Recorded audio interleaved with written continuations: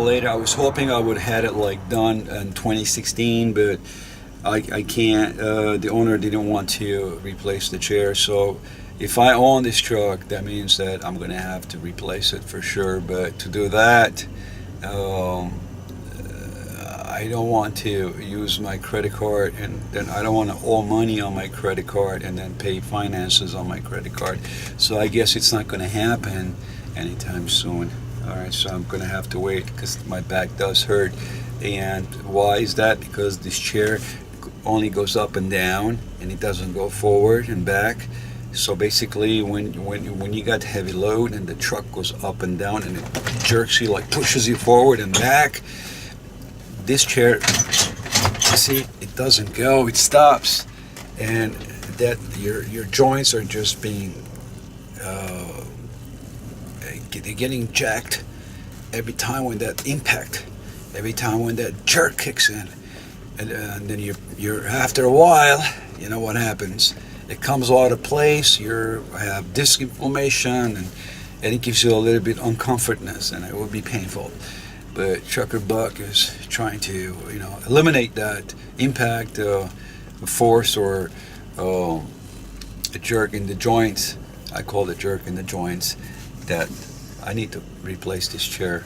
So they're about there's $860. So I think I'll be okay with even aftermarket if they have one, if I would save. But you still can't save because the aftermarket, then you need brackets, then the brackets, and that alone, it's gonna still come up to $800 some. So it's roughly there, 800 something. So passenger, I'm not really worried, unless one of you guys would like to join me and join Buck, and I'll take you out for a nice cruise around cross country.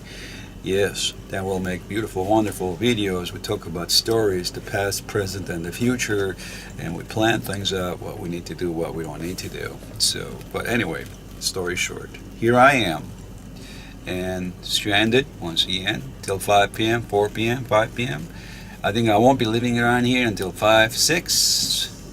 My day's gone, but I will for sure. What I'll do is, because I am in the middle of like somewhere here, and all the highways are up here, so I guess I'm gonna have to drive 2-3 hours on my way going up and up and up so I can hit the 80 interstate 80. Once I hit the 80, then that's where I'll crash, and then the next morning I'll wake up and I'll continue from there on. So total miles about 677 miles. If I leave before 5, well, if I leave before 5, it's gonna be better for me, because this way I have 6, 7, 8, 9. I could drive about 4 hours, 5 hours, and then I can continue the next day early in the morning. I could still make my delivery before 2 p.m.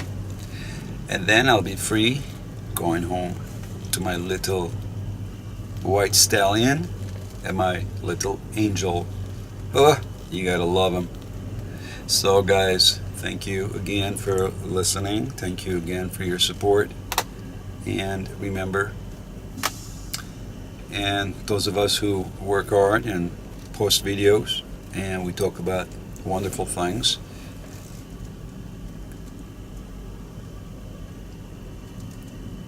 you got to hold on to that. So the more of you guys watch, the more of you guys subscribe, the more of you guys give me thumbs up and comments, it would give me the ability to make more wonderful, nice videos. And there'll be more about me, and more about this trucking industry, more about the off the grid and adventure lands and creations. And hopefully I'll find a way to nickname my little boy, and he can join Trucker Buck in our adventure lands and creation. Until then, I would say thank you again for watching. I just also like to share one more thing. When I was down in Laredo, Texas, I got me this little book.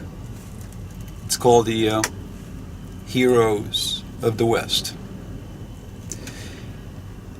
I will read every single chapter of this book.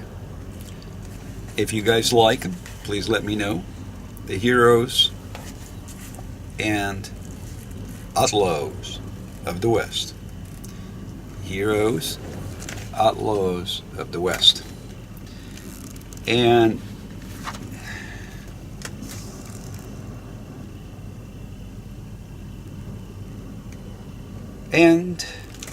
the U.S. Marshals. So until then, folks, if you guys like, I could read the book here, chapter at a time. And here, this was published in Santa Monica.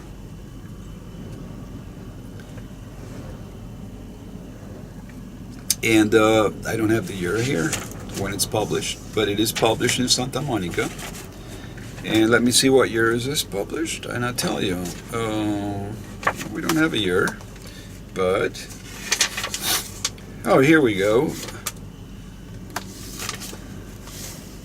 Let's see something here. Yeah, I give you something small here. Let me see. Here, I guess there's no year, but we do have 70. Let me see. 1, 2, 3, 4, 5, 6, 7, 8, 9, 10, 20, 30, 40.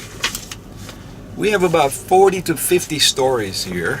If you guys like, I can read them to you. And it would be the story of Ira Ayton, born in Cairo, Illinois in 1863 and died in Burlingame, California in 1953. When Ira Ayton was still very young, his family moved to Round Rock, Texas. His father was a minister who ran a private farm. As he grew older, he took to shooting his father's rifle, and before long he became an excellent shot. He had such a good reputation around town that he was encouraged by friends to join the Texas Ranger when he was 20. That is awesome. Now, how many of us would love to do that? Join the Texas Ranger. I love that. Now, there's an opening. Give me a call and Buck will come in, put the badge, and I will become a Texas Ranger. So Ayton's jurisdiction was over the border between the U.S. and Mexico in 1884. He single-handedly captured 2 cattle rustlers who were trying to cross the border in order to escape the U.S. law. The rustlers were able to shoot both of his partners, but he wounded the outlaws and took them into custody. Then he was promoted. In 1887, he was involved in a manhunt for an outlaw named Jude Roberts. Roberts was a bad man.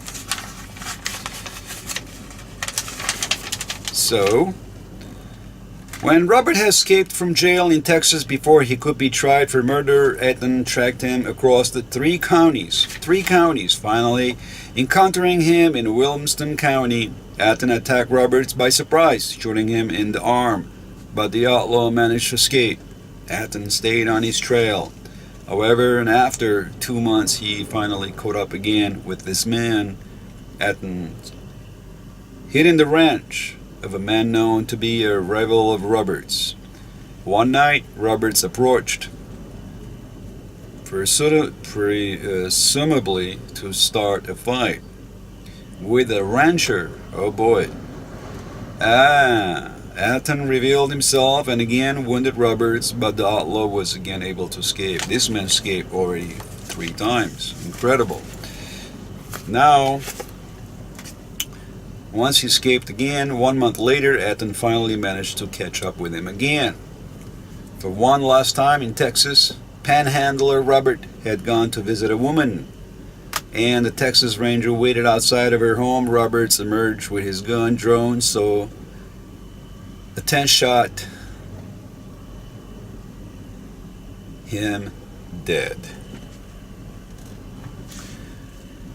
Ayton's career in law enforcement continued to flourish. After retiring from the Texas Rangers, he became the sheriffs of several counties, some of which were nefarious, for their criminal elements. In 1904, he moved to California in order to lead a more placid life with his family. After long years in law enforcement, Athens, he finally died in 1953, and the man rests in peace. One of the greatest all-time history. When I was down in Laredo, Texas, I ended up picking up this booklet. I have more great stories to tell, guys. Stay tuned. And don't forget to subscribe. Please click the link. And remember, be safe, be good, and be healthy, be compliant, and keep on trucking, because that's what we need to do. Until then,